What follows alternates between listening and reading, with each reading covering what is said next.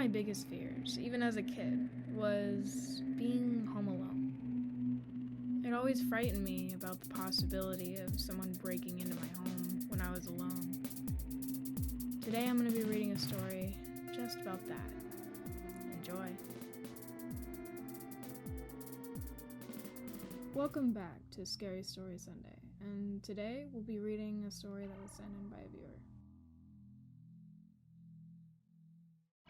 When I was 15, my younger brother and I were left home alone.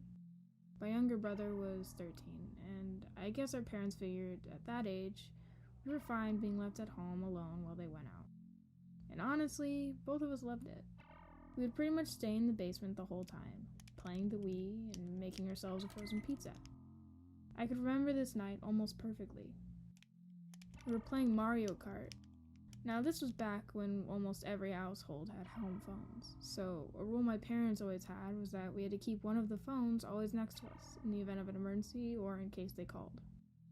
We'd been home alone and down in the basement for about an hour when the phone went off.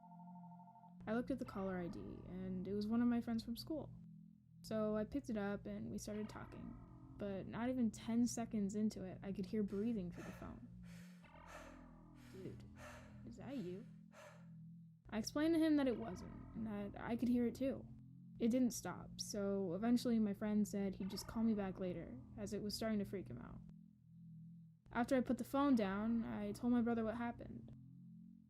He looked at me, and his face went white.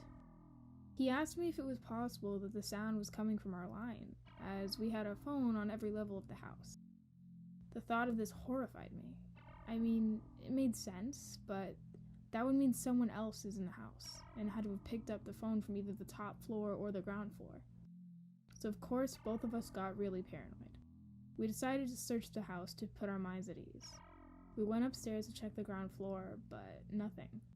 We then went up another floor, and what we saw left us completely speechless. A man, in at least his 60s, was standing with his back to us, hunched over the table with the phone. Instinctively, my brother and I looked at each other, turned around, and we both ran as fast as we could out of the house's front door. We went straight to one of our neighbors' houses, slamming on the door and screaming. After they had opened it up as quickly as we could, we told them what we had just witnessed, and without hesitation, they called the police and then our parents.